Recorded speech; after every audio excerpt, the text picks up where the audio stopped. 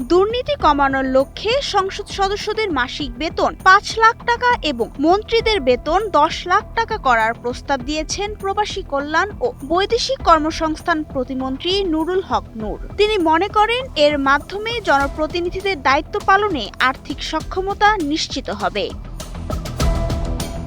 ৭ August জাতীয় press ক্লাবে বাংলাদেশ সরকারি কর্মকর্তা কর্মচারী কল্যাণ সমিতির আয়োজিত এক অনুষ্ঠানে প্রধান অতিথির বক্তব্যে তিনি এ প্রস্তাব দেন। নুরুল হক নূর বলেছেন, বর্তমানে একজন সংসদ সদস্যর মূল বেতন প্রায় ৫৫,০০০ টাকা এবং বিভিন্ন ভাতা সহ মোট প্রায় ১,৭০,০০০ টাকা পান, যা দায়িত্ব ও বাস্তবতার তুলনায় অনেক কম। তিনি বলেন, চিকিৎসা, শিক্ষা, খেলাধুলা সহ নির্বাচনী এলাকায় নানা সামাজিক কর্মকাণ্ডে আর্থিক সহায়তা দিতে গিয়ে জনপ্রতিনিধিদের অতিরিক্ত চাপের মুখে পড়তে হয়। যাদের ব্যক্তিগত সম্পদ নেই তাদের জন্য এ বেতনের দায়িত্ব পালন কঠিন। এতে অনৈতিকভাবে অর্থ উপার্জন বা দুর্নীতির ঝুঁকি বাড়তে পারে। তাই সম্মানজনক ও বাস্তবসম্মত বেতন ভাতা নিশ্চিত করা প্রয়োজন।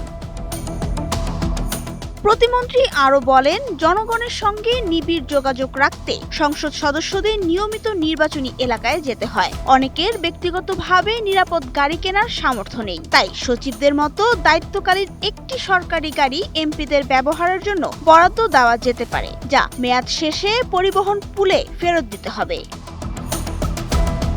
নাবিলা রহিম, সময়ের আলো।